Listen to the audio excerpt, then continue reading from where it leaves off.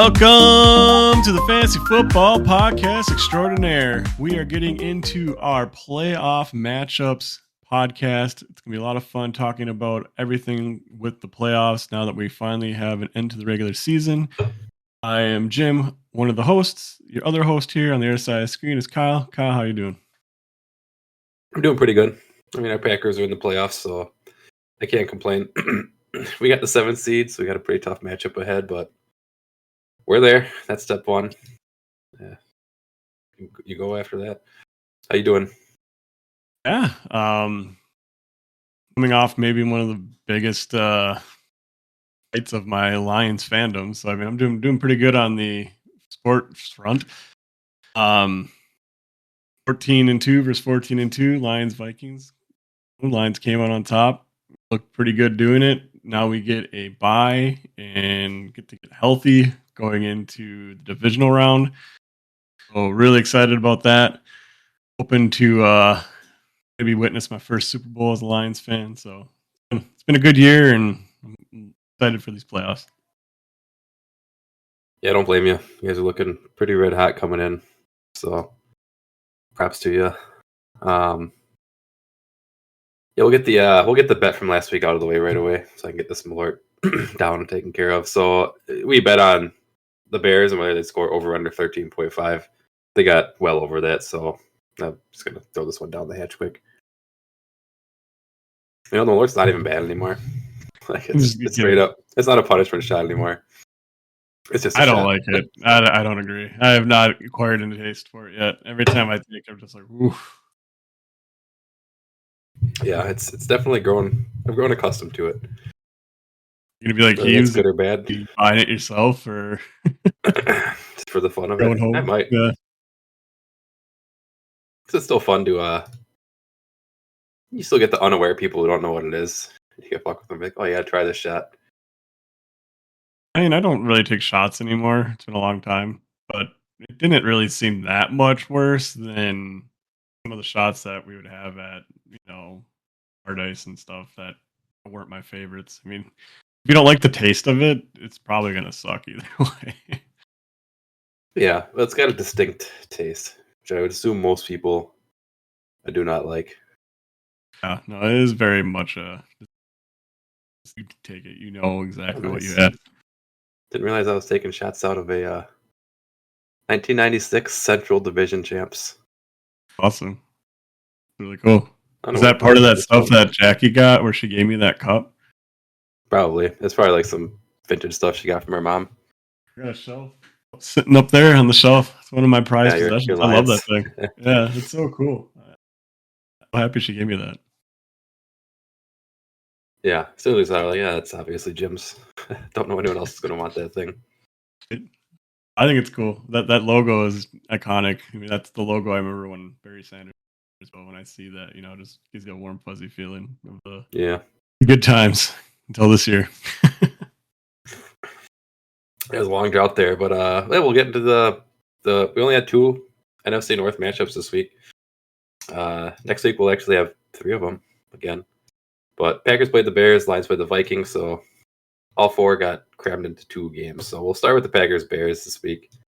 Packers lose game-winning field goal at the end of regulation. So last play was the same last play as last time we played them, but this time we failed to block the kick and we lost the game. So it's a pretty shitty way to end the season. Bears break their 11-game loss streak to the Packers, so we had them for 5.5 years straight. They finally kicked it. It had to end at some point. Better to end it now, and what wound up being a meaningless game. It does suck for the momentum, but it wound up not mattering. Whether we won or lost, we were taking the 7th seed because the Commanders got their win over the Cowboys to secure their spot at number 6. Other notes in this game, we had some injuries. Love got hurt. This one sounds like it's minor. LaFleur said after the game, if this game mattered for more than 6 or 7 seed, which they didn't even know if it would matter for that at the time, he would have came back in, but he didn't. But Christian Watson got hurt in this game, so he missed a week with one of his knees hurt, came back this week. Sounds like he tore his ACL in his other knee this week, so he's probably going to miss starting next season. That's a huge bummer. I feel bad for the guy. He just can't stay on the field, and it sucks because she shows those flashes and then just hurt and misses so much time.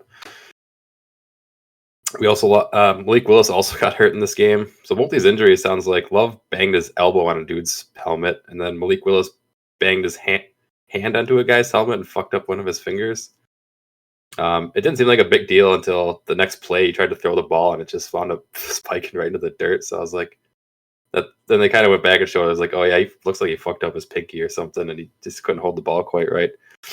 But I remember seeing that on the coverage. They kept yeah, and I assume that's what happened because I mean, Malik Willis not the best quarterback in the world. He doesn't throw a ball into the. I mean, it was halfway to the guy. Something was definitely wrong. The ball came out weird. Also, Josh Jacobs, he got benched after the first quarter in this game. So I don't know how hard the Packers were trying to win this game. It sucks to rack up injuries like this when you're not even trying. It really sucks. I wish Rousseau played. That's a huge bummer. Yeah, it's always one of those catch-22 situations because sometimes if you rest too much, then your team comes in unprepared because they're out of practice for a couple weeks. And then there's also just the competitive side of it to keep the team competitive. Like, I don't think Dan Campbell's ever going to be a coach that will bench players in a NFL game. Like, I think he's just going to play to win every game. That's just his mentality. But yeah, it sucks when it happens. I mean, Christian Watson, he was starting to really look like the best receiver in the receiving core. He really gave the Packers another element that I don't think any other receiver on the team can do with his deep speed and height. So like he's so good with Love because that's Love's game. When they let him be that way, he's such a good downfield passer. When he's on, especially. Game, yeah. I mean, it's one of those situations. How competitive were the Packers trying to be?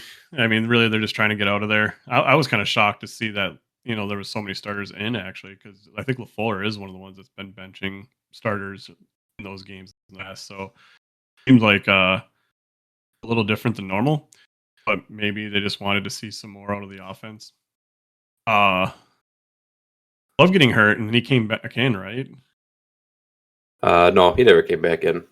Well, I thought he might have played a couple snaps after it happened, but he was on the sideline. He never came back in. After Malik got his hand thing, Malik stayed in and finished the game still. Okay.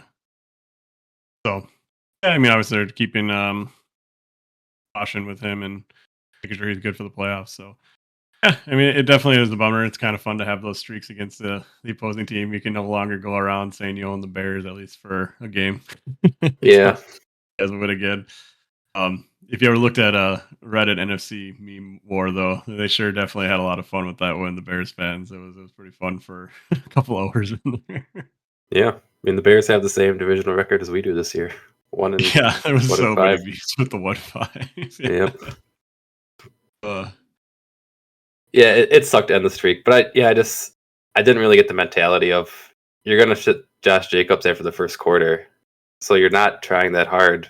But yet you leave every other starter in the game to play. I guess maybe they just wanted to work on the pass game and get the pass game clicking, but then Watson gets hurt and Love goes out, and it's like, well, now that's out the window too. So it was a weird one. Yeah, it was a weird one. I get pulling Josh Jacobs. It makes sense, but it's weird just to, if not pull everybody at that point, then like you're already announcing like we don't really care. Yeah. So it's weird to kind of half try and half not try. I didn't get the concept of it, but it doesn't really affect anything. I mean, we still got to go beat the Eagles. It's a tall task we got ahead of us. Yeah.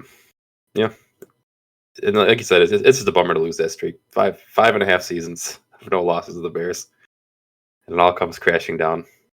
But especially Rodgers lost some to the Bears too, and he still owned them overall.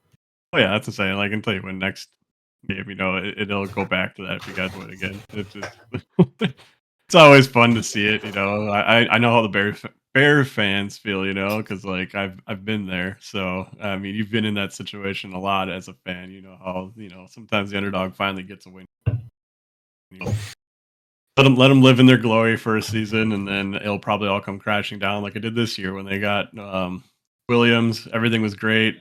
They're all talking about how they're going to make the playoffs, and then what? After like 10 games, it was like everyone was jumping ship, and it might just be a little bit more of the same for the Bears. I really think there's some talent there, but they need to get the coaching and general manager right. And who are they? The McCaskies or something like that? The I think it's the owners? McCaskies. Those people seem like complete clowns. They were asking him questions about the search, and they asked him like, "Do you think the general manager and the head coach should be like, should they work together or something along those lines?" He's like, "No, I don't think so." And it was just kind of like everyone was just like, "Why wouldn't you want?" It was very weird answers to questions. I don't know. I would have to look back at it, but they just never seem like interested in winning and being competitive. They just almost seem more interested in just taking whatever they make from the team and not put much effort into it. Yeah, but eventually you make less money if you're not ever winning.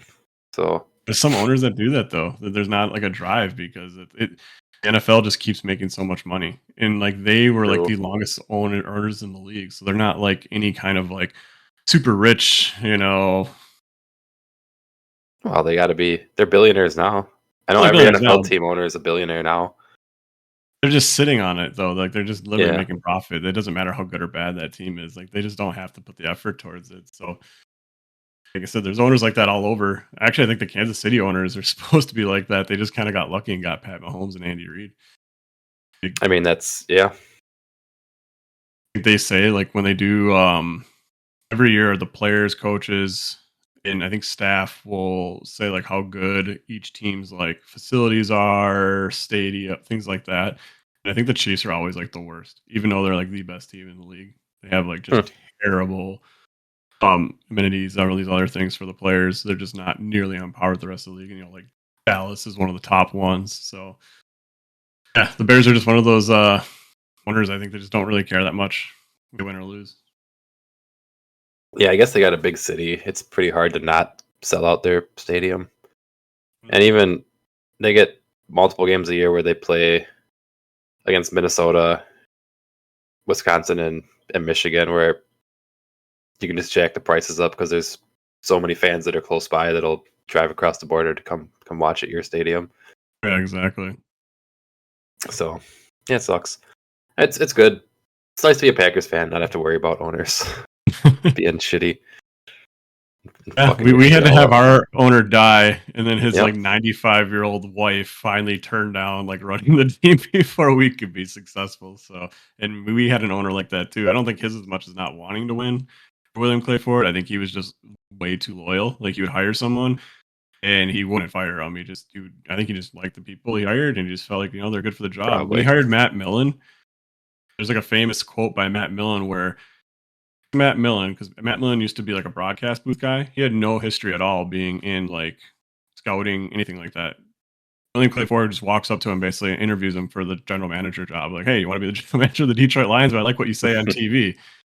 And at that point, Millen even told him like, yeah, I'm not general manager material. And then he's just like, well, how about if I just give you all this money and all this control? And he's like, well, how do you turn that down? So one of those situations where, yeah, that's the kind of owner we used to have. So they definitely can make things a lot worse.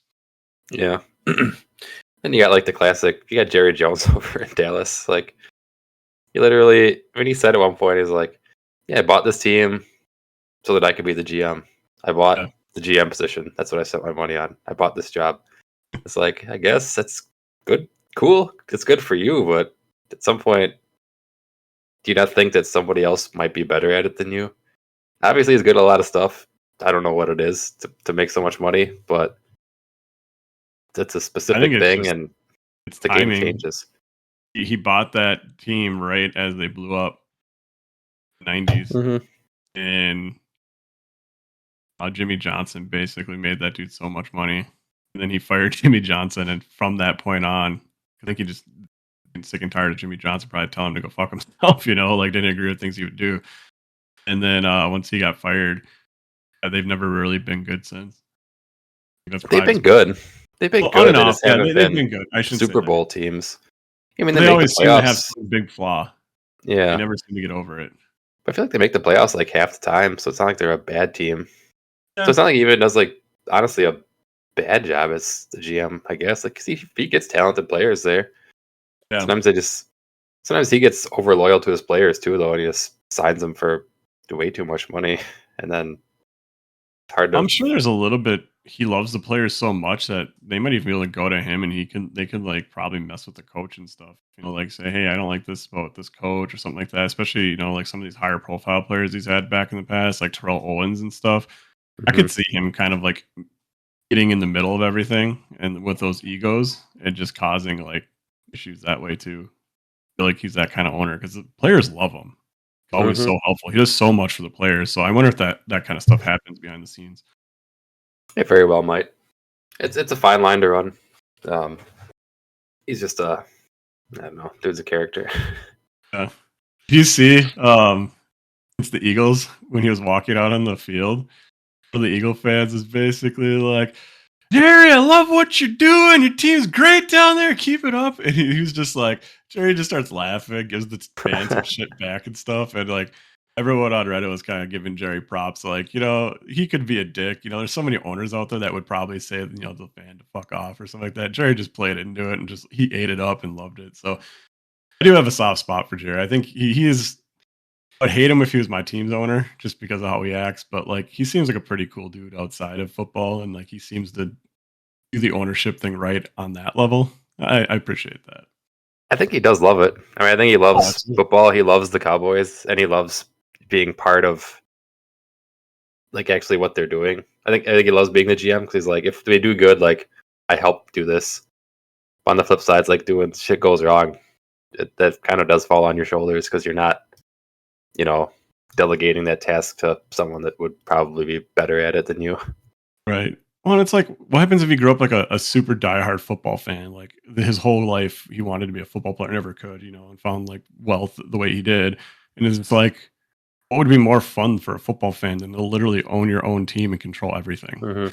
Hmm. So that's kind of how I look at him. He's just like some random football fan that bought a team and gets to run it. So I don't know. I can't really yell at him too much for what he does. I mean, I feel like a lot of people in his position would do the same thing. And there's other owners that do it. It's just not as like televised because Jerry Jones likes the spotlight. He Hmm.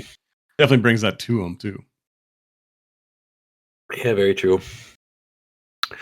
We do have another matchup to talk about. We can jump into that one. So we had the Lions versus the Vikings. So this one, it actually started off pretty decent. Vikings, they looked good. They had a couple of very good stops early on. Their defense was doing good. Lions offense really didn't get rolling until like the fourth quarter. You guys really put them away at that point, but I thought they looked all right for most of the game. There was a couple of big pitfalls they had, namely their offense. Sam Darnold, he straight up ended his MVP campaign in very decisive fashion in this game. He looked terrible. If I had to say whose fault this game was, it definitely falls on his shoulders. 4 times they were in the red zone, and 0 times they got touchdowns. 3 of those 4 times they were within the 10-yard line. They went for it on fourth down one of those times. Didn't get it. It was, yeah, I don't know, Sam Darnold's big game, and he did not show up. I really hope for his sake that he plays well in the playoffs. He's had a fantastic season, and 2 really bad games at the end of the year could really cost him a shitload of money right now, in my opinion. Because up to this point, someone was paying that guy $50 million a year next year, and now, yeah, I don't know. You end the season like that. You end the regular season like that.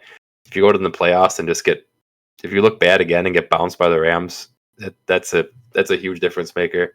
That makes you look like Dak. Dak just got paid a lot, and it didn't turn out well for the Cowboys. So I'm curious how that'll play out for Sam Darnold over there.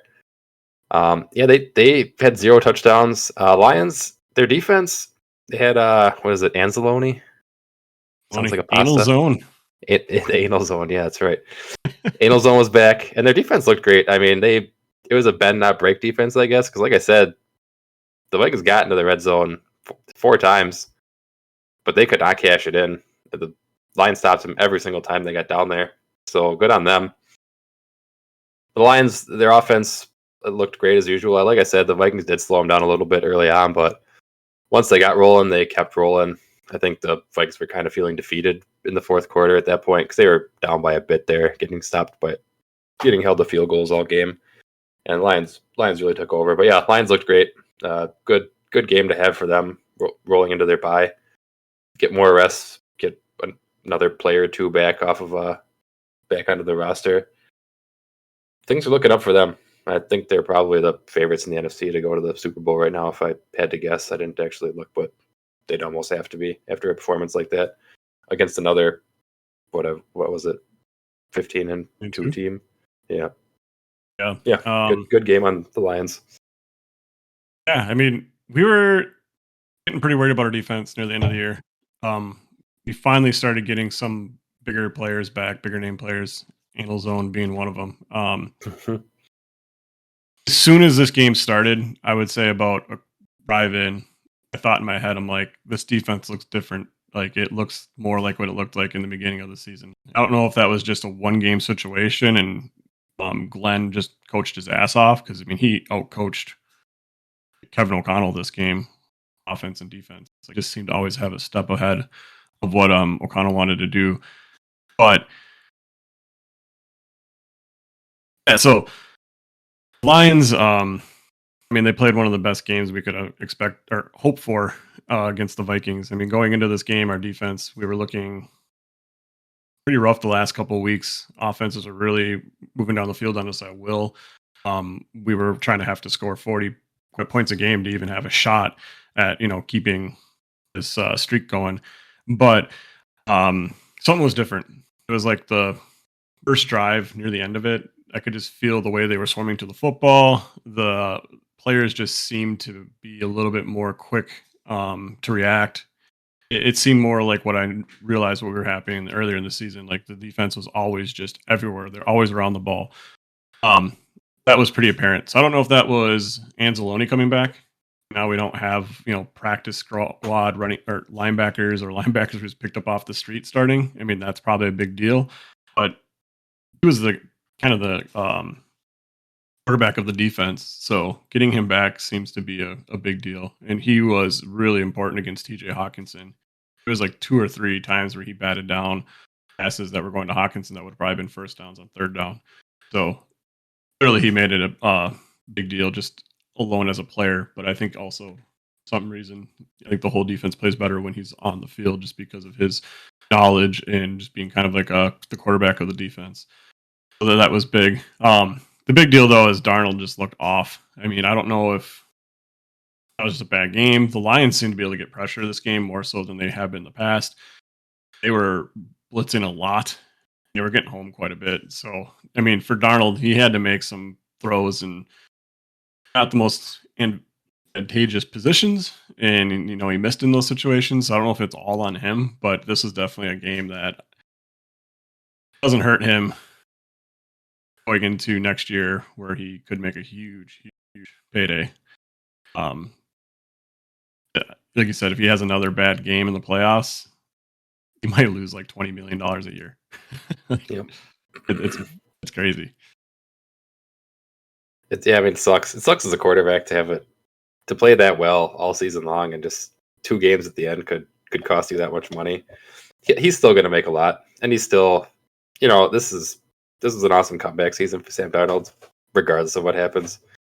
Somebody will sign him, no matter what happens next week.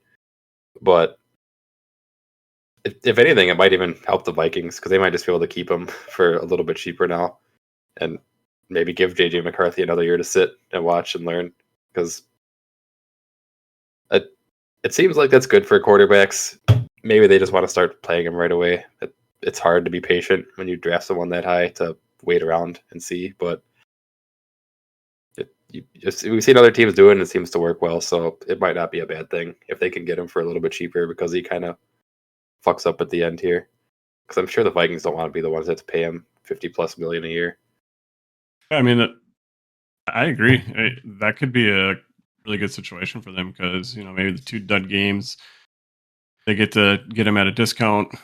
And then they can kind of see what they have in JJ McCarthy. Like if maybe, the time that they did see McCarthy wasn't really that promising. I'm sure these coaches have a good opinion of what they feel of McCarthy is great. So if they feel like McCarthy's ready, then they probably don't even bother entertaining offering Darnold. But if they're still not sure, yeah, I think getting Sam Darnold sort of like, let's say like 35 million a year. I mean, that ballpark number feels pretty good. That gives you what looks like a pretty good starter who maybe even played better than Cousins throughout the whole season. Any of Cousins' recent seasons, I'm not sure if that's true. You have to probably look in the advanced metrics and stuff, but get the guy at 35 million. That's a steal. So if that's the case, yeah, the Vikings are gonna take it. I'm sure they won't like the outcome though, because that means they lose 2 and they're out of the playoffs right True. away. So that would probably not be the best either. But as far as budgeting Sam Darnold into their all budget, yeah, worked out really well for them. Yeah, it's kind of funny for the Vikings too, because their 2 losses this season were back-to-back weeks to the Rams and then the Lions. And now in the playoffs, they're going to have to play the Rams and then the Lions. Oh yeah, we. I mean, assuming the Packers and the Commanders lose, then that would be their path forward. Would be the exact 2 same matchups. So Honolulu flu gets them again. they get that chance to redeem themselves.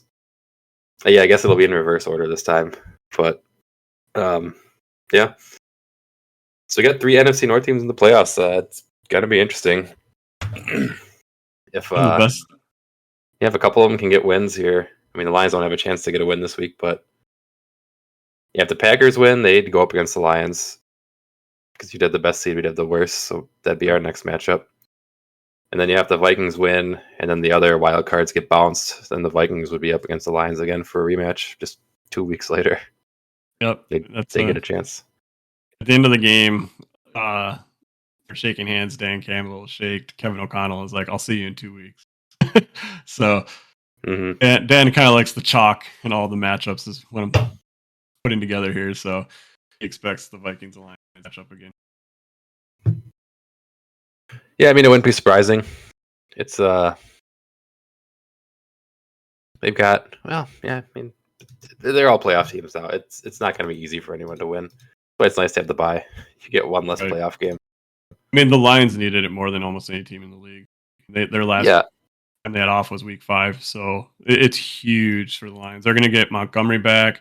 I think they might get Carlton Davis back, but they're getting some big time players ready for the divisional round now, and not have to worry about playing a game. They get the rest up and finally get a little bit of relax on a long season. So yeah, I mean the injury, the rest is good. The injury recoveries, you get an extra week for that. That's huge. But yeah, I mean, just when you get the bye, you only got to win 2 playoff games to be in the Super Bowl. When you don't, you got to win 3, and you're not playing against bad teams. So I mean, one less game that's a huge difference in your chances of making it to the end. All it takes is one more game for Hutchinson to get injured or something. It's just I want to lose that guy right before the final games. So that's the situation that you're looking at. Just by playing more games, you're just taking more chances at that. So yeah, any rest I think is good, but more so just for teams that are up. So speaking of playoffs, we're gonna go through the playoff matchups for next week. Do a little playoff preview of what we think of these matchups, and this is going to be our bet for next week. So we're going to go through them all. There's 6 games, and we're going to pick who we think is the winner, each one of us, and then whoever picks the least correctly. Probably not the best way to phrase that, but whoever does worse in these predictions is going to take the shot next week. So that'll be our shot bet. I'm going to start with the AFC. So the Chiefs are on bye. They're the number 1 seed. Number 2 seed, we have the Bills against the number 7 seed, which is the Broncos. So this one, I'm obviously going with Bills. Josh Allen versus Bo Nix. Bo Nix has been fantastic this year. I mean, honestly, at this point, he gives Jaden Daniels a run for his money for who's the better rookie quarterback this last year, because Bo Nix has been on fucking fire for the second half of the season. Jaden Daniels was on fire in the first half of the season. He slowed down a little bit. He did get hurt at one point, but Bo Nix looked fantastic. They do have a great coach over there, Sean Payton. So anything's possible, but I can't not bet on Bills at home. 2 seed versus 7 seed. Yeah, I mean, that's a pretty safe thing to say. I really like the Broncos, though. Sorry. Really, their team has been one of the most impressive teams. You don't really have any real marquee names. They're more so in a rebuilding year than most teams. Like, everyone kind of thought they were just trying to throw a house out, let Sean Payton slowly build up the team around Bo Nix. This is kind of like Bo Nix's like year to just to kind of take in the offense and just be like Sean Payton's puppet. And they were way better than anyone expected with that. Nix, like you said, he's got a strong case probably to beat Janie Daniels for the rookie of the year. I don't think it's going to happen, but it's closer than I think people will think. Nix has probably been the better quarterback last probably like half of the season. Yeah. So when you're looking at maybe just the hype of being the number 2 overall pick compared to like the number 13 overall pick being the difference, and that will probably favor Daniels. But yeah, you can't bet on against the Bills here. I picked them as my favorite in the AFC, so I would still keep them there. The Broncos do have a defense that can limit the Bills' offense. I think I mentioned it earlier in the season. The one thing that seemed to really bother the Bills, especially Josh Allen, is when they can run press coverage and take out the receivers just in man coverage. And I think the Broncos have 2 of the better corners in the league, so I think they'll be able to do that. They'll probably limit the score to this game pretty low. I don't expect it to be a very high scoring game, but just Josh Allen will probably make a play or 2. That will be the difference. Yeah, you got to keep Josh Allen contained too. You got to shut down the wide receivers and make sure Josh Allen doesn't get away with murder, which he often does. So it's not even just the runs. It's just he can scramble around back there for so fucking long, and no one can get him down. So it gives it even the best corners, shutdown corners. I mean, you give them 6-7 seconds of trying to cover a receiver, someone's getting open at some point. It's impossible to cover for that long. Yeah, no. And when it's the playoff time, he runs a lot more. He definitely preserves his body earlier in the season. And he doesn't take and run on certain plays just to preserve himself. So when it's playoff time, it doesn't matter. He's going to do all that. So he just gets so much better in the playoffs. Yeah, I expect a show from him. But yes, we're both taking the Bills there. I was also going to say about the Broncos too. They're paying Russell Wilson like $45 million a year still, and they will be next year as well, I think. So they're doing all that while they're paying a quarterback to play for the Steelers.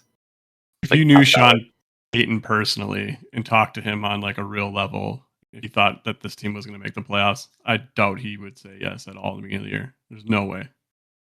I don't think, being honest, he would say that. So yeah, it's crazy to see how far they've come. Yeah, it was an impressive year for them.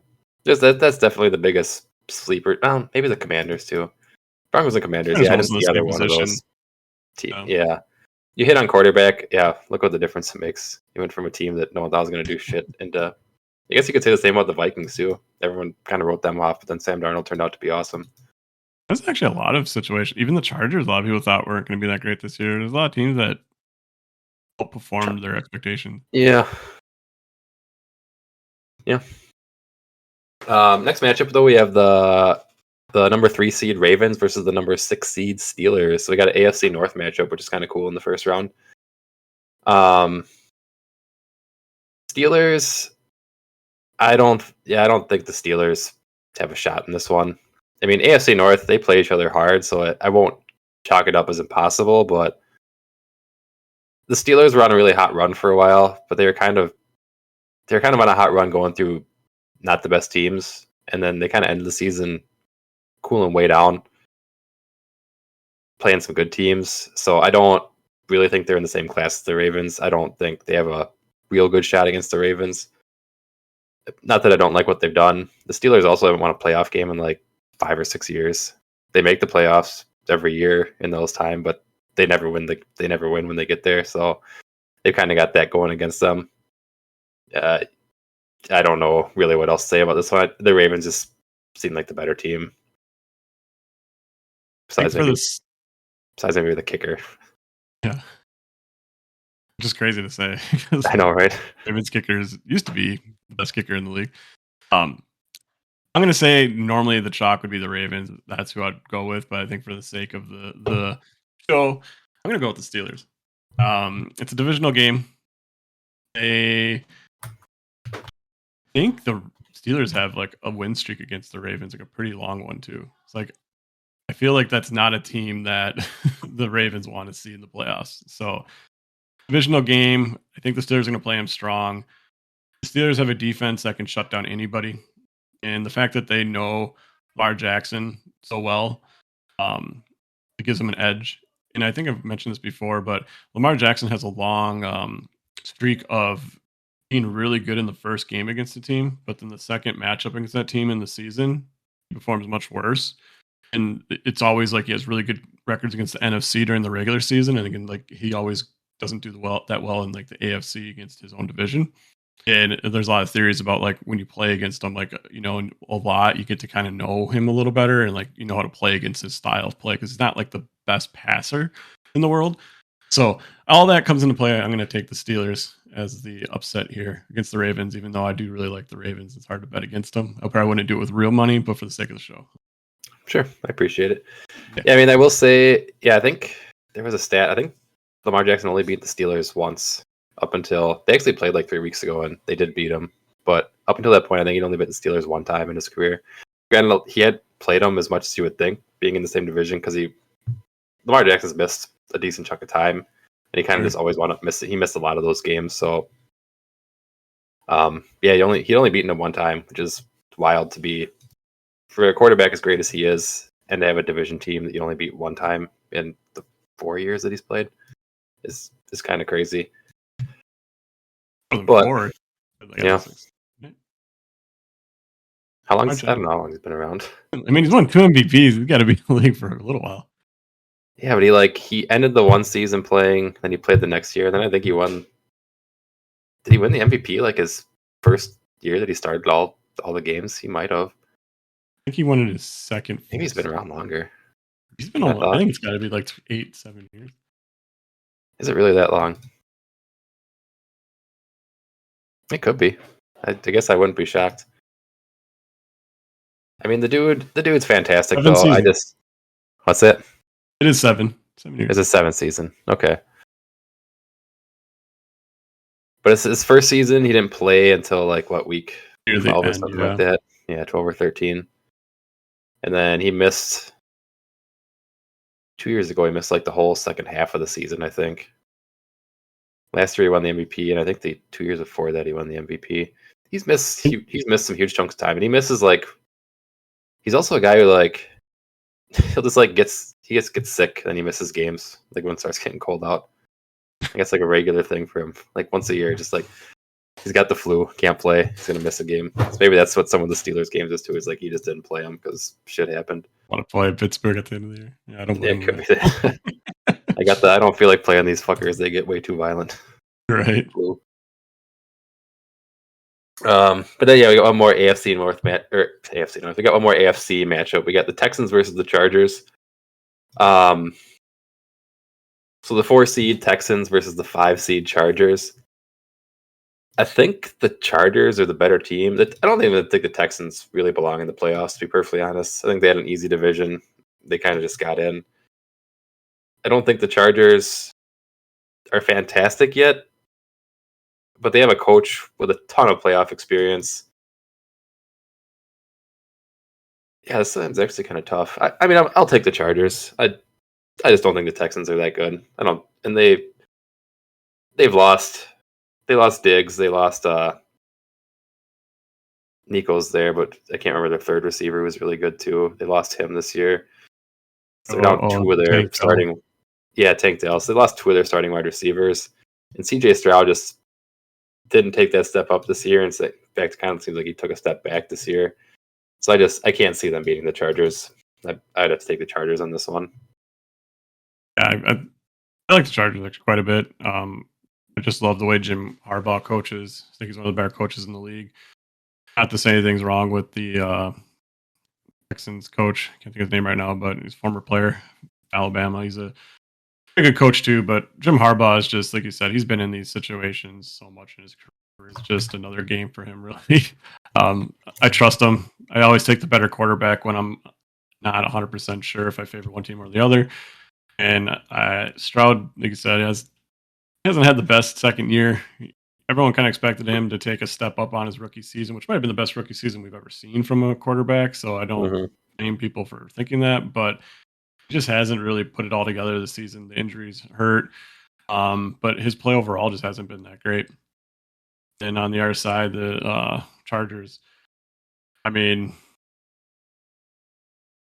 their quarterback is pretty good. Trying to think who his receivers are right now. They got Quentin Johnson, and they got that rookie they signed this year. I can't think of the rookie's name. Because they had Mike Williams and they had guys on the Bears now, but they Yep, were Keenan both Allen. kind of highly paid. So Harbaugh got in there. He's like, nah, we're not spending this much money on receivers when we have other problems to fix first. So he let them both walk away.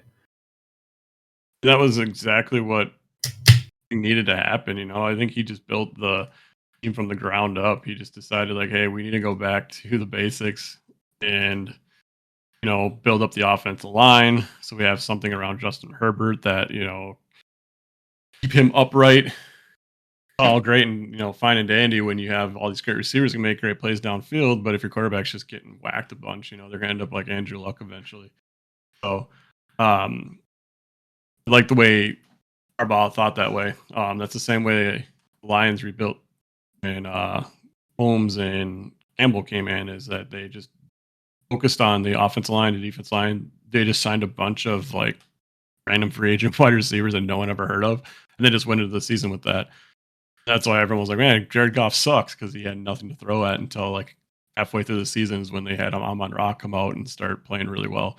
That really changed the receiving core because they finally had someone. But again, it's just about building the nucleus of the team, and that's what Harbaugh has done. And I think that's just going to make them overall a more consistent team moving forward. And when you have good defense, you have good offensive line play, and a great quarterback, pretty much win any matchup, any team. That's going to take them here. Yeah. I mean, I can see them being very scary next year and Super Bowl contenders the year after that. I could see them being Super Bowl contenders next year. I think they just need a receiving core. It depends who they draft and what they do in the free agency, but it's hard for a rookie wide receiver to step up in one season. Sometimes it takes them two. And they got the rookie this year who has, I can't think of his name, but he has been looking better throughout the season. And McConkey, I looked it up. Yeah, there you go. Yeah. Well, let's say you go and get T. Higgins. You go trade like your first do that.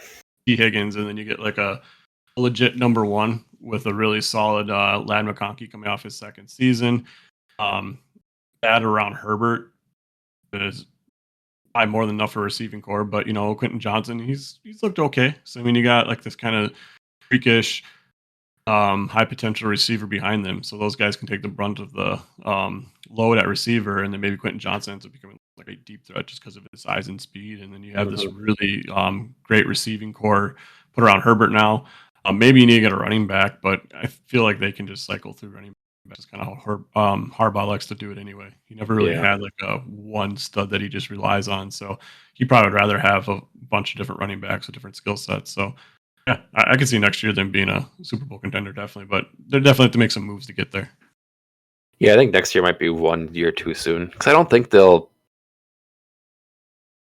going to trade picks for a wide receiver. Like, I don't think he's going to give that kind of stuff up to improve in that way. Yeah, unless he really thinks like we're ready to go for it already in the second year, then I could see it, but I don't see it being quite that solidified. It'd have to be the right player. I mean, that's the reason why he got rid of the receivers he did, age, and then he just didn't like their way. He didn't think they fit like the way he wants to play football. Like their scheme and stuff. So that's part of it too. So it might be the right place, the right time for them. If they don't get it, then yeah, they're probably not going to trade picks, because Harbaugh is definitely, I think, a long-term minded coach. I mean, he's going to build up the bottom of the team first. I think that's kind of how he looks at things. I mean, also he's coming from college where that's kind of mentality anyway. So yeah, you might be right about that, but still, when you have a great quarterback, you never know. Any year can be your year. Great quarterback and a great coach. Yeah, I mean that's the dynamic duo that Yep. makes everything else run well. So yeah, that's our. So we're both taking the Chargers in that one. Yep.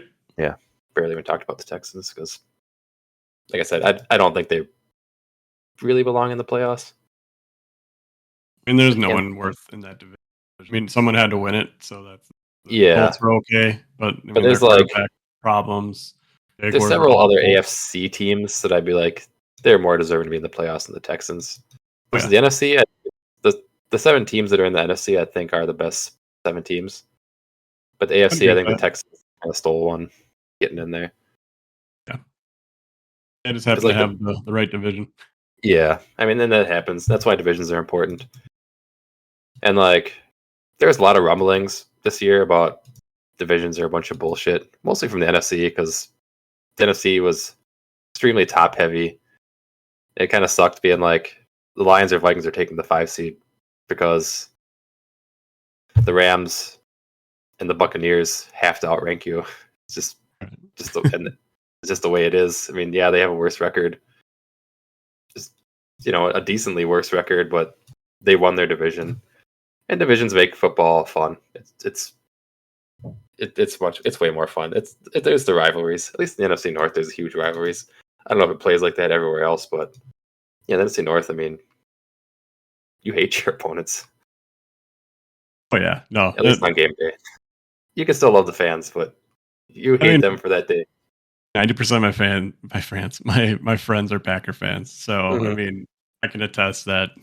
Yeah, it doesn't really matter what team you cheer for, but it just adds to it. I would rather have friends that are of opposing teams. It makes it more enjoyable. It's okay to have banter back and forth, kind of talk shit, and make the game a little more fun. It makes you feel like you have a part of the game, part of the win when you're a fan like that, and you can do those things. So yeah, it's important. If they got rid of divisions, they'd get rid of a lot of that. So I don't think it'll ever happen. I don't think the NFL would ever entertain it because it probably makes so much money.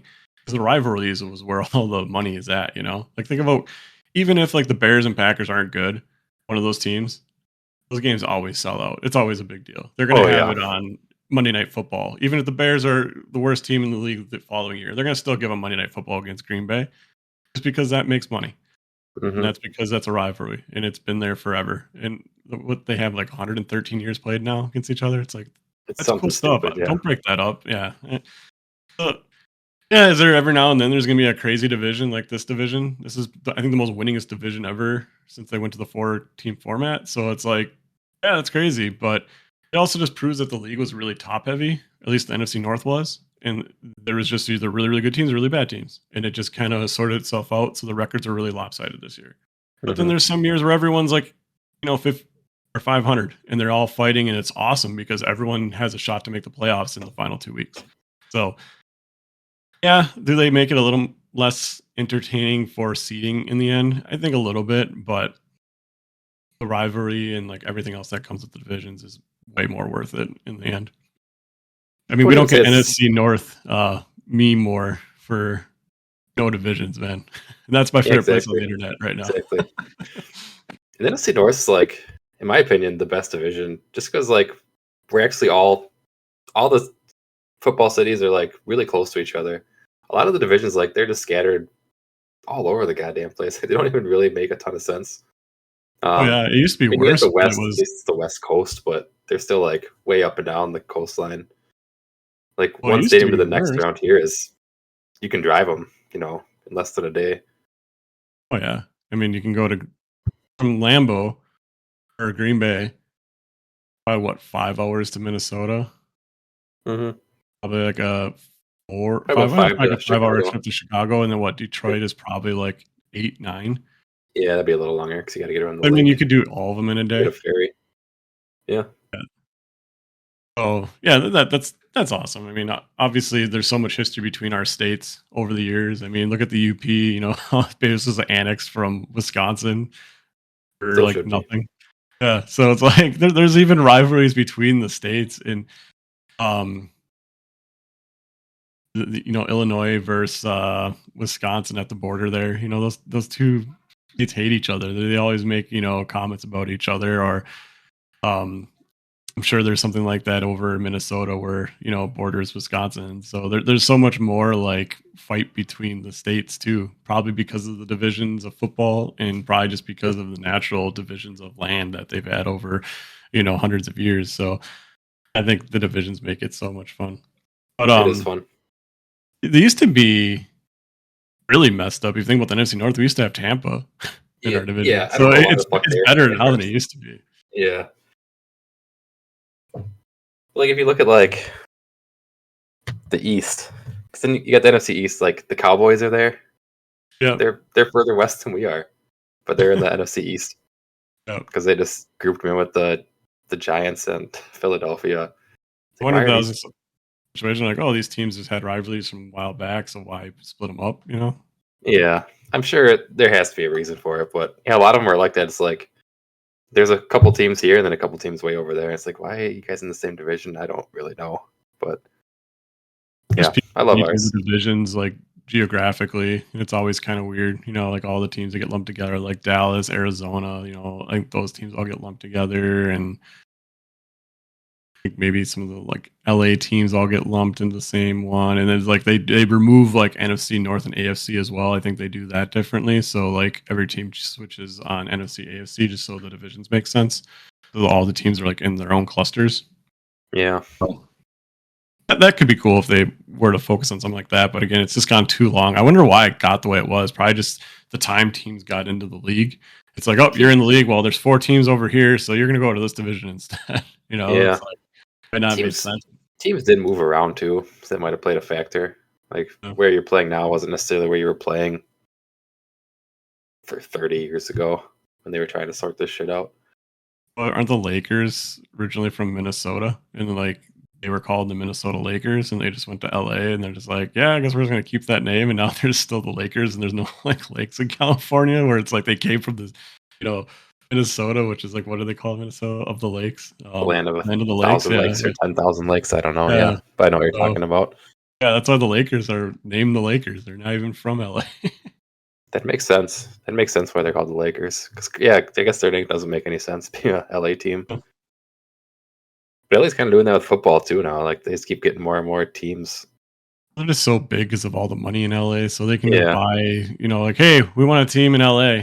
How much money can we make here? Lots of money. Okay. yeah. Kind of sucks for the home teams there though, because it's like Rams, like players and fans have talked about. It's like yeah, it's our home game, but like half the fucking stadium sold out to the opposing team because there's multiple basketball teams that play here, multiple football teams that play here. It's hard to like conglomerate everyone to this specific thing at any given time, and baseball and whatever else. There's always Plus, it's so much more than one warmer. season going on. It's like our summer's still going on there almost at times. So it's like people don't really want to go inside. They want to stay out. So that also plays into it as well. So yeah, a lot of different things they can do. There's not a bunch of bored people in the middle of winter that just sit in their house and be a hermit and drink beer. So it's just people that enjoy football are just not the same people that enjoy the LA lifestyle. Um, True. yeah, those teams all struggle. The LA Chargers and the Rams, they both. I think most of their home games are like almost 50% random fans, and then like 30% their team, maybe 40%, and then like 10 or 20% of their opposing team, depending how big that team is. And it's just like a conglomerate of all people. Exciting as a team, I don't think, to have those fans cheering for it, because I'm sure those stadiums are like half as loud as a legitimate, team like Green Bay or something like that. Yeah. Well, yeah. Speaking of the NFC and the NFC North, the best division, we'll get into the the NFC playoff picture. So the number 1 seed, we got the Lions. They got their bye, so they don't have to play this week. Then we got the number 2 seed Eagles versus the number 7 seed Packers. Eagles have looked great this year. Yeah, I mean they kind of ended last year very poorly, but the addition of Saquon Barkley seemed to make all the difference for that team because they have looked electric. Their run game is fantastic. They still got, well, they might have Jalen Hurts. That's actually kind of up in the air still. He still hasn't cleared concussion protocol last I checked, but it's kind of a big deal. I mean, if he's not playing, that's a huge difference on their team. Mainly because I said it before, mainly because of the tush push. Like that gives that team such a huge advantage. The guy can just scramble around sometimes, or they can get like he knows if it's third down and they can get within 1 yard of the fourth down or the first down, like they still get the first down. It's just such a huge advantage to have. So if he's not playing, which I assume he will, I assume he will play. It'd be so crazy to have him not play a playoff game.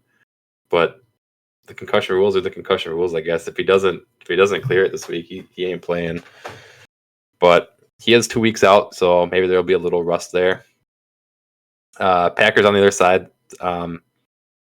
Packers defense has been pretty damn good this year, and I honestly think we do have a chance in this game. I'm sure a lot of Packers fans are pretty in the dumps after the last 2 weeks. I kind of was, but I've kind of talked myself back into hope, which is maybe a bad thing just to have it crushed again. But our defense, we're like number 2 or 3 in takeaways this year.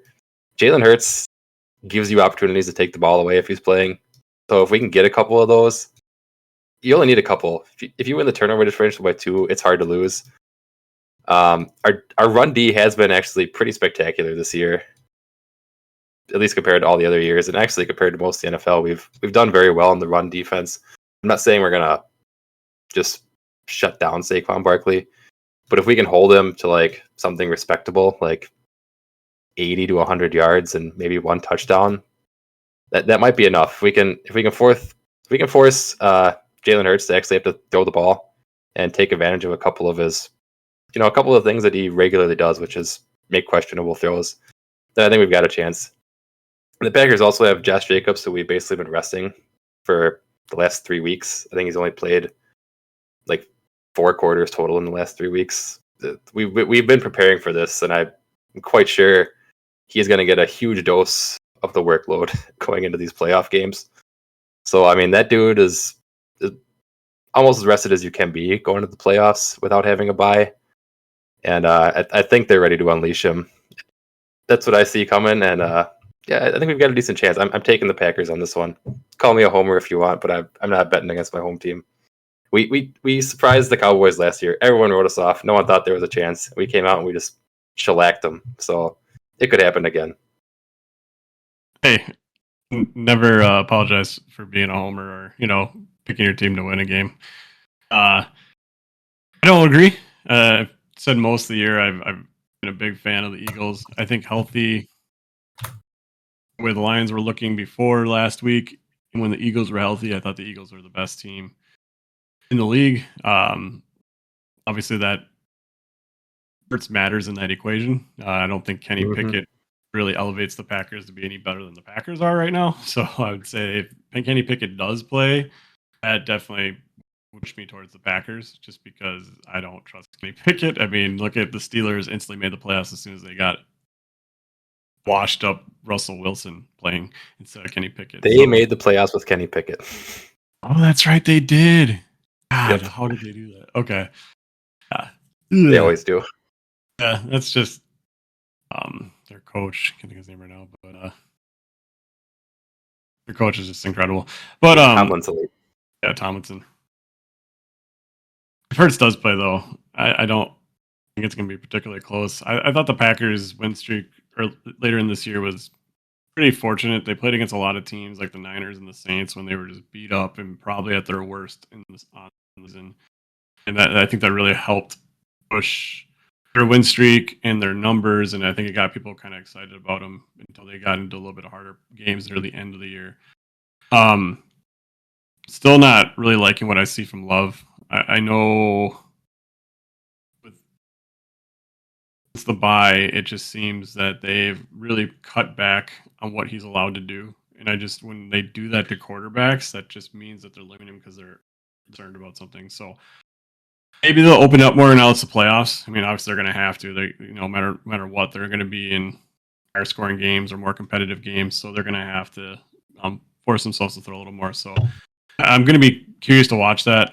I keep hammering on that, but I think that is the real big thing with the Packers. I want to know why they cut back on loves playing or passing numbers so much in the second half of the season. But again, if the main thing that could be happening from that is they just want to play a more defensive focused game because they do have very good defense as mentioned before. Pass rush is kind of hit and miss, but outside of the pass rush, I think you guys are pretty much stacked everywhere. Good linebacker play, good secondary play, especially at safety, and then you have Jair Alexander back. No, we don't. He's out for the season. He's already out for the season. I thought he was. He's out for the season. He just went back and forth on that thing, and then eventually it's like, hey, he's out for the season. Yep. That guy hasn't been healthy in like 4 years now. No, he's our new Bakhtiari. Yeah, he got his huge contract, and it's like gets hurt next year, plays like half the games next year, sits out a whole year. It's like, God damn it. I hope he comes back next year, but I don't know what to expect of him. But yeah, he's not playing the rest of the season. He's healthy. He's incredible. I mean, there was that year when Jalen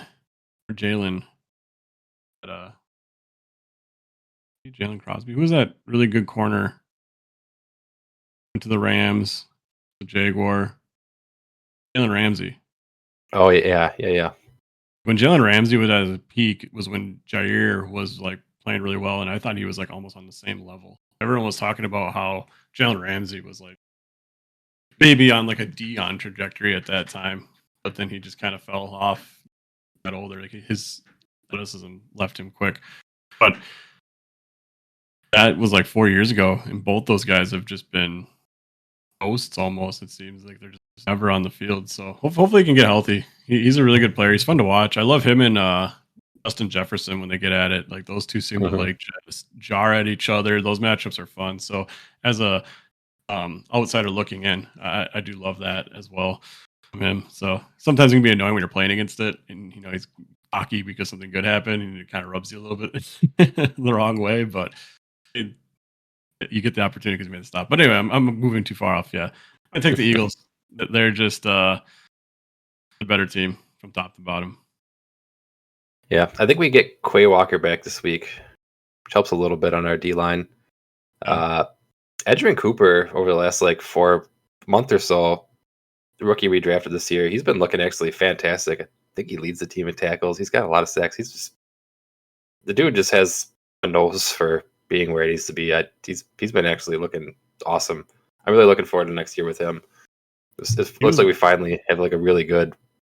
He was really hyped as a pick, wasn't he? Like when I was reading stuff, like everyone was talking about how good of a pick that was by the Packers, and yeah, but he's kind of slow to start, and he got hurt, but now over the last month, he's been looking like what we wanted him to be. It's just like finally we hit on one of these guys. Yeah, it's been a long time since you guys had like a really good linebacker that wasn't just like a 1-year flash. Yeah, or someone that we picked up in free agency. So we had Zayt. Sedarius was really good for a couple of years for the Packers too. He's more of like a pass rusher. The last linebacker like that, like I can think of is Nick Barnett. That was like a really good Packer linebacker for a long time. Like 5-6 years. Like I can't remember anyone outside of like Nick. All right, so yeah, I mean, I assume we were going to disagree on this one. So you got the Eagles, I got the Packers. Next matchup, we got the number 3 seed Buccaneers versus the number 6 seed Commanders. So this one is interesting. I can honestly see this one going either way. It's kind of a tough pick, but I'd have to go with the Buccaneers. Yeah, I don't know. Jaden Daniels, he's still a rookie. The Commanders have been incredible this year. I mean, yeah, they've been fantastic. They don't have the playoff experience. No one on that team does. They were so bad last year. The Buccaneers were in the playoffs last year. I can't remember if they won one or not. They beat somebody, and then they played the Lions in the divisional round. I don't remember who they beat, though. Okay, so they were around it at that point. Oh, okay. They beat the Eagles. I mean, you guys beat them. Oh, that's right. Yeah, they beat the Eagles. The Eagles were they were injured. Yeah, everyone kind of just knew that game. It was like an easy win for the Buccaneers. Yeah. It was like guaranteed for them to go to the next round. Like no one had the Eagles winning that game. But yeah, I mean, Baker's looked fantastic this year. Mike Evans, he secured 1,000 yards again. Good for him. Did you see that last play where he got it? Yeah, they just all like jump on him. It's like the middle of the game. Yeah, the game wasn't even over. I mean, they should have been taking a knee, but they just run out. They're like, nah, he needs 5 yards. We're getting him 5 yards. And The even the defenders residue. that were supposed to tackle him, kind of like, there's a guy, I don't know who it was, but number one, like, he runs at him, then he just stops. He's like, wait a minute, I'll let you get your 5 yards. He didn't even care. He's like, we lost. You should be kneeing anyways. Get your $3 million bonus and get your fucking awesome 11 seasons in a row with 1,000 yards. So Yeah, in props to those that guy. situations, teams will like give it to him. I mean, isn't it pretty famous that Favre gave Strahan the last sack, and everyone's kind of bitter about that to break the sack record? Everyone is mad at Favre. Did you hear about that story recently? Yeah, I think I know what you're talking about. 'Cause the player that he beat the record on, like, confronted Favre at some event and, like, chewed him out for it. I guess it got a little hostile. Hmm. So, I don't Yeah, know the this whole sounds familiar, but I don't story. know exactly what happened. I read something about it this year. It was very interesting. I didn't read enough into the article, but yeah, so teams do it a lot. It was cool to see Mike Williams or, yeah, Mike get it. Um, it's just crazy. Was it 11 years? Didn't he, or 13? 11 seasons, yeah. Okay. I think 'Cause he I know he tied. tied Jerry Rice record. Yeah, but Jerry Rice had 11 total, not 11 in a row. No, Jerry Rice had 11 in a row, I think. He had 11 more in than a row, 1,000-yard seasons. he had like 20 seasons, and he went like 1,000 yards in most of them. Oh, maybe you're right. He No, I tied think it's in Jerry a Rice. row That's because crazy. that's Evans's record is like 11 in a row, so it's got to be in a row. Jerry Rice probably did it like in his younger part of his career, but I'm sure he did 11. Oh yeah, there's definitely here. 86 through 96, 11 years of fill time. Hmm. Yeah, incredibly impressive. But yeah, I mean, I'd take the Buccaneers here. They're only, what, 2 years removed from their Super Bowl win, too. So there's still a ton of playoff experience on that team. Baker Mayfield's been fantastic. I can't take the Commanders. The Commanders have been great this year, and I think they're a legitimate team. But I just take the Bucks if I'm betting on it. I was gonna take the Bucks, but he kind of convinced me for the Commanders. I don't know. I'm gonna go with the Commanders now. Jaden Daniels has been exceptional this year. He had that middle part of the season where he started to look like, oh, maybe he's just a rookie and just had a fast start, and then turned it back on for the last couple games of the season. Gary Terry, he's been incredible this year. The running game is really solid. Brian Johnson Jr., I think, is their guy that got shot last year, who has ended up being like their starter, and then he went into this season and has just kind of kept moving. They have Eckler as a backup to him, so they kind of have this nice thunder and lightning combo. Eckler being a really good receiving back to help out Daniels in short yardage situations. I like everything about their offense, really. Their offense is great. Defense has really outperformed expectations this year. That was always going to be a problem before they even got the offense going. So the fact that the defense like is playing as well as they are really is a testament to their head coach, who I think he was the defense coordinator. It was Quinn, right? Who took over the Commanders? And You're Quinn? talking coach? Yeah. He was the guy who was at Oh, Dallas last year, their defense yeah. coordinator. So, I DQ. mean, he's always been a defensive whisperer, though. He seems to be able to make the most out of every defensive situation he's at. So, with him coaching back there, I feel really confident that their defense will do enough to limit Mayfield. I really do like Bucky Irving, and I do like Mike Evans, but I don't think they have a lot else outside of those two for weapons. I don't really think White's that great. I mean, he's good enough. He's like a steady player, but like no one that's like really going to put fear in the defense. Their So tight end's pretty good. Kate yeah, Otten. he's been Auden. He's been pretty good this year. He's been making some big plays. I don't know him well enough yet, but I could agree if I saw more of him. Like he might be considered a threat, especially for the tight end position. There's not a whole lot, but overall, I think just the Commanders have a little more on offense, and I just trust Dan Quinn as a defense corner, probably almost over anyone in the league. So I'll give him enough to hold Baker Mayfield back, who's been playing really well for the Commanders to win by a cool cycle field goal. 24 to 21 Commanders. Okay, so we had a little difference there too. The last one, this is the hardest one for me to decide. I'm still not even decided. I'll talk about it first and then maybe make my decision. We got the number 4 seed Rams versus the number 5 seed Vikings. So I feel like if I would have picked this before this last game, I would have just picked the Vikings. So I think I'll go with the Vikings because I don't want to be like I don't have too much recency bias because the Vikings really the only knock on them is this last week. They just looked, man, they just did not look good against the Lions at all. Like so many red zone appearances and just no touchdowns. But I'm hoping Sam Darnold bounces back. Hopefully, he doesn't let that last loss get to him too much, and he keeps playing like he had been for literally 16 games in a row. I mean, the dude looked awesome. And I hope he bounces back to that. The Rams, I don't know. God, both these teams are good though. They both have really good wide receivers. Stafford definitely has way more track record than Sam Darnold. But I mean, if you're basing it on this year, I mean, Darnold's looked about on par with Stafford. Vikings defense has been awesome. Rams defense has not been nearly as. Yeah, I'd take the Vikings based on the defense. I think the Vikings have the better defense, and I think that'll push them over the edge. I'll go Vikings on this one. I feel like you're trying to get a little too much of the recency bias. I feel like you're almost talking yourself into like the Vikings team's pretty good, and this is coming from the guy I kind of hated on him earlier. But I think I famously said that I really like Kevin O'Connell and I really like Brian Flores. I liked a lot of their parts of their team. I just never really trusted Sam Darnold. It took all the way till week 18 for Sam Darnold to really have one of those Sam Darnold type games, and he did get a lot of pressure put in his face. So I feel like Darnold's going to turn it back around. I feel like he's done enough this season to turn me around on him as a player. He played so well throughout the year.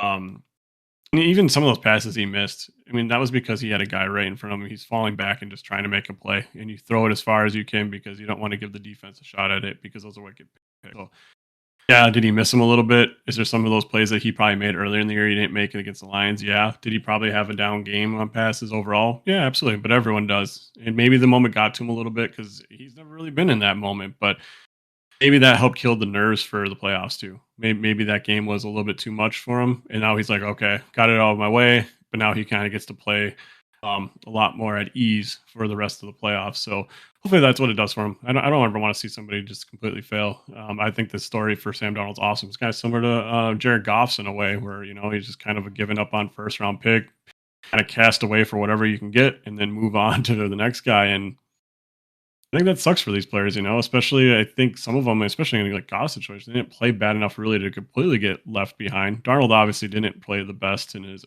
first couple stops in his career, but his last season at the Niners, there's a lot of positive stuff coming out of camp that he was better than Brock Purdy going into the offseason before that season started. So if that's the case, maybe this guy has been really good for 2 years and we just didn't get to see it because he was backing up Brock Purdy. And this is just who he's going to be. I'm going to take the Vikings. I think overall they're the better team. The Rams are kind of beat up too. I know Puka and Kupp still have some minor injuries going on. Stafford's always kind of dealing with something. I don't know if he is right now, but the Rams, I do know from overall, kind of have a banged up team going into playoffs. They kind of took this last week as a bye week for themselves to get healthy. Yeah. So with that added on, I think the Vikings are just a much better team at this point in the season. The Vikings defense is going to probably struggle a little bit stopping that Rams offense, but I think everyone does when they're healthy and on all cylinders. So probably be a pretty high scoring game, but I think Justin Jefferson and Sam Darnold make the play to win it. At the end, I'm going to take the Vikings. Yeah, it's an interesting point too. I mean, the Rams straight up accepted the number 4 seed. I mean, they could have played last week and probably won, but they rested everybody. They're like, we're okay. We accept, so we'll play We're accepting that we're going to play because the Vikings or the Lions. And apparently they were cool with that. They're like, we'd rather get healthy and play a good-ass team in the first round versus play with guys who are banged up and maybe get a slightly easier match in the first round. They opted to take the rest. And I think seeding overall is really overrated because besides if you want to make it to the Super Bowl, you're going to have to go through those teams at some point if they're that good. Yep. Right. So, like, if you're going to play them. Like, it doesn't matter. Like, even the game last week, a lot of Lions fans are really, I can understand. Everyone wants to beat the Vikings. And I was just thinking, I'm like, even if we lose, it's not that big of a deal. Like, yeah, it is for the Lions in the sense that they lose a bye, but sometimes you can argue that the bye is not good for a team. I think at the Lions situation it is, but there's teams that it was always notorious. Like the Colts would always rest a bunch of players, and like Peyton Manning, and they would always come out really slow and almost win like their first week or something like that after resting people. Or not, it wasn't necessarily first week; it was like the second week because they'd always go to the divisional round because they'd rest. So the rest of the final week of the season, they'd have the bye week, and then they'd play in the divisional. And like that 2 weeks really does affect those players. I think, especially when it's that long, and that concerns me a little bit. The Lions in general, but I think the Rams, Sean McVay is very well known for making players rest in the past. So I wasn't shocked at all that he would be exceeding to get his team healthy because he was doing that when they were a more successful team. He rested everybody every year, it seemed. So I mean, the number 1 seed. I mean, nowadays, I mean that's the only bye. And I think the bye is huge. It reduces your playoff games by 1, and there's only 3 total. Like that increases your odds so much. But I mean, I'll say like I don't know if we ever did it with the 1 bye, but I mean the Packers had the number 1 seed so often, and we always fucking blew it when we got there. So I don't know how much of an advantage the 1 seed is. It's nice to have more home games, but you still got to beat the best teams in the NFL. That's what it comes down to. you got a team that's whether you play them the first week or the third week that you're playing, you still got to play them. You still got to beat them. So knock them out early and go on to the next game. and you have a team coming in that's probably coming off so much adrenaline, and you don't like have that adrenaline for a couple of weeks because you take the week off, and then it's like, and you play against this team, like let's say the Broncos beat the Bills. You don't want to play that team next week, like if you're the Chiefs, like the Broncos are coming out of like a huge win against the team they didn't expect to win. So like that team is just like on cloud 9. Those are the type of teams that go on little runs, Maybe they don't win the Super Bowl, but they win a game or two and surprise everyone in the playoffs. And everyone's like, oh, like where did that come from? And the next year they turn into a pumpkin and they're terrible. But there's always a team like that, like Tennessee Titans. They did that a couple years ago with Derrick Henry. Yep. Everyone's like, this team shouldn't even be near the playoffs. And then Derrick Henry went off for like 2 games. Everyone's like, wait, are the Tennessee Titans going to make the Super Bowl? Because Derrick Henry is just like a god. And then nothing happened from it. Yeah. But, it's interesting psychology and like the whole like, does the buy help or hurt? It's interesting. I mean, momentum's a real thing, in my opinion. It's a huge thing. So it plays a factor. But just a quick recap. So we had Bills versus Broncos. We both took the Bills. We had Ravens versus Steelers. You took the Steelers. I took the Ravens. We had Texans versus Chargers. We both took the Chargers. And then in the NFC, we had the Eagles versus the Packers. I took the Packers. Jim took the Eagles. We had Buccaneers versus Commanders. I took the Buccaneers. Jim took the Commanders. And then Rams Vikings. We both took the Vikings. So we've got enough difference. Hopefully, we got 3 that we picked differently. So someone will have to lose the bet next week. Oh, you picked the Packers. Like I thought we did 2 bets, right? You picked the Packers over the Eagles. For the most part, we both picked the chalk. I think for the Well, there's 1, 2. Yeah, we have 3 different ones. So someone will have to win. Someone will have to lose. There's no way to tie. So that works out perfect. Doesn't he try and intentionally do that? The Commanders Buccaneers one, like as you were talking, I kind of like switched to the Commanders. Like I wanted to say the Buccaneers, but I was like, I don't know. I legitimately switched that on my own. Like that wasn't me just trying to make it interesting. I think the Commanders are good enough. I kind of trashed on them most of the year. So it's kind of weird for me, but I mean, I can't wait. They're 12-5. That's fantastic. Yeah. That was the number 1 seed in the NFC last year. That's what the 49ers had. Right, and they beat that's a lot of good teams. It wasn't like they just like had an easy schedule. Like I remember them playing high-profile games against many teams and surprising people. Like they beat the Broncos. One of their losses is to the Buccaneers. Did they beat the Eagles? Well, they beat them with Kenny Pickett. I think they lost the other game. Yeah, that's right. Yeah. Beat the Steelers. They have some high-profile wins against teams. I mean, think what you want of some of those teams, but they still have winning records or played well at certain parts of the season. The Commanders were able to beat them. So, and then they beat the Bengals too. They were kind of like looking like a solid team at the end of the year. They might have. Yeah. I mean, when you win 12 games, you beat a lot of teams. So, I You mean, have they to have have a beaten lot some of good decent. teams to win 12. Yeah. Yeah. So, give me the Commanders.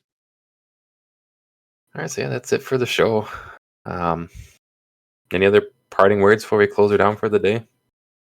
Um, yeah, I'm not a whole lot. Just like I said before, time for playoffs. Our teams are here. Packers got a big game against the Eagles tomorrow. As a Lions fan, or not tomorrow, this weekend. Nice being on the bye, looking at all the teams kind of just going through a bloodbath against each other to see who plays Mm-hmm. you. I can tell how at ease you guys were during these in the past with Aaron Rodgers. You're just like, oh, this is kind of a nice week. Just get to watch everyone play, and win or lose from the other teams, you don't care. Then everything kind of comes to real life the next week. But gonna have fun watching these games to see how good our bets do. I'm having a great time. Can't wait for the playoffs. Can't wait for the conclusion to hopefully see a Super Bowl. Let's go. Yeah. Yeah, I might have to shoot darts during the Packer game, which I'm kind of bummed about, but Really? they'll have the game on. That sucks. So I wish I was just thinking yeah, about today. If like the Lions go to the Super Bowl, if anyone asks me to do anything, I might not go. Like I think I just want to watch that at my own house. Like I don't want anyone around me. I don't want to be, like messed with. Like it. Yeah, I don't know. High profile games. I just kind of like to sit on my own and watch it, enjoy it my own way. yeah, yeah. Mike needed a sub. He's shooting a double header on Sunday, and he's like, "Hey, I need a sub." I'm like, double header. So yeah, we got to shoot like 26 games of darts. That's a shitload. Like, I could do one or the other. And then Jackie was like, "Well, I'll do the other one." Then I'm like, "I guess that's fine." But then Oh, we you get to guys get the both bar. split his. So is he going to the game or something? Or no, I guess it's in I don't know Philadelphia. what Ryan's doing. No, yeah, he wouldn't be going to the game. I don't know what he's doing. It's like way to schedule a double header and then dip. Yeah, right. Make someone sub for you. But yeah, I'm still looking forward to it. We'll have a couple games on Saturday that I'll get to enjoy. And yeah, hopefully if the Packers win, I don't care if I lose every game of darts. I mean, if there's a play going on, I don't care if I time out. That's straight up. I'll tell them like that too. Yeah. Like if we're waiting on a big play in the red zone, I'm not throwing my darts right now. I'm not walking away from the TV. Is it locked in on the machine, or can like they just tell you, be like, okay, it's cool, we'll just give them the You opportunity can. to watch? I think there is a timer. You get like 45 seconds to throw your darts once your turn rolls around, but you can pause it, and people usually pause it all the time. Like if I'm someone's taking sure a for the piss, Packer you game, people are pause it cool. instead of letting it run out. The rules there for like, honestly, I don't know if we have any of these teams anymore, but you get those teams that are just like they're getting belligerently drunk and like they go out to smoke when it's their turn. It's like, dude, you Yeah, got 45 seconds. If you don't throw, you're forfeiting your turn. Like we're not like a waiting don't around be all an fucking asshole night. rule. Yeah, basically. So yeah, but yeah, As long as you can that's. then pause it and just watch the game, I'm sure people understand. I The think decision. most people there will probably want to do the same. I would guess, but we'll see. If they don't, then I might forfeit a couple turns. I don't care. It ain't I my mean, league. that's It's the not risk my you team. take. Scheduling a doubleheader on a playoff week where the Packers are the playoffs. Yeah, yeah. When he asked me to, I was like, I hope the Packers play on Saturday. Hope the Packers play on Saturday. And the schedule came out. It's like Sunday at 3:30. I'm like, damn it, fuck. Didn't quite make it, but yeah. So yeah, that'll be my weekend. Watching some football on Saturday and shooting a whole bunch of darts on Sunday. Watching Saturday at your place? Oh, I don't know. Maybe if I do, I'll let you know. Yeah, let me know. I don't think Vic and I have anything going on. We finally have our whole I like think it plays holiday on spree Saturdays. going.